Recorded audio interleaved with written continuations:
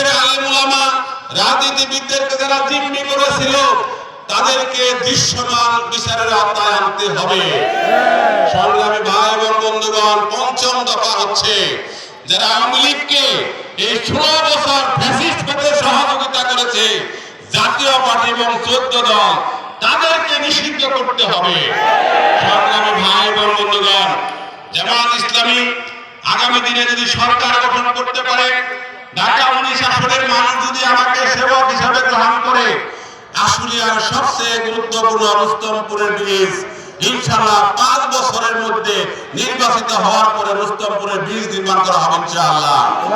সংগ্রামী ভাই এবং বন্ধুগণ, আমাদের এই সাভার এবং আশুলিয়া অত্যন্ত ঘনবহুল এলাকা, এইখানে যানজট নিত্যদিনের একটা সঙ্গী। জামাত ইসলামের প্রার্থীকে ঢাকা 19 আসনের মানুষ যদি বিজয় করে, সেবক হিসেবে গ্রহণ করে, ইনশাআল্লাহ নির্বাচিত হওয়ার 2 মাসের মাথায় এই ঢাকা 19 সাভার আসনকে যানজট মুক্ত করা হবে ইনশাআল্লাহ। প্রিয় ভাই এবং বন্ধুগণ, ঢাকা 19 আসনে সকল ধর্মের লোকদেরকে ধর্মীয় স্বাধীনতা উপভোগ করার জন্য সমানভাবে সুযোগ দেওয়া হবে। ভাইয়ের আমার, সকলকে আইনের সুবিচার নিশ্চিত করা হবে।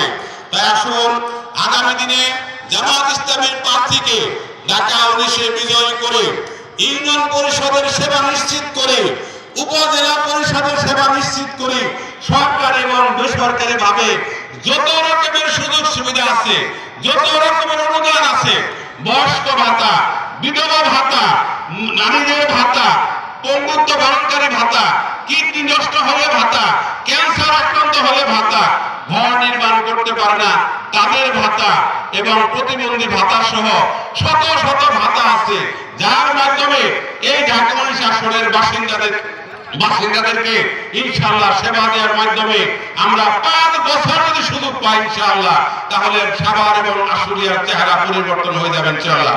তাই প্রিয় ভাই, আসুন আগামী দিনের নির্বাচনে আপনাদের সকলের কাছে দোয়া এবং সহযোগিতা চাই। আমরা এখানে জামাত ইসলামের প্রার্থীকে বিজয়ের মাধ্যমে আগামী জাতীয় সংসদ যেন আল কোরআনের পার্লামেন্ট হয়, আগামী জাতীয় সংসদ থেকে যেন কোরআনের বিধান চালু হয়, যে বিধানের মাধ্যমে মানুষ বিবাহ শাদী করে, যে বিধানের মাধ্যমে মানুষ মৃত্যুবরণ করলে তার জানাজা হয়। আজকে যারা সেই বিধানকে অস্বীকার করছে তাদেরকে আমরা না বলে প্রত্যাখ্যান করব। তাই আসুন আগামী দিনের বাংলাদেশ হবে আল কোরআনের বাংলাদেশ, আগামী দিনের পার্লামেন্ট হবে আল্লাহর আইন এবং সৎ লোকের শাসনের পার্লামেন্ট। সবাইকে আহ্বান জানিয়ে মাঠে ময়দানে তৎপর থেকে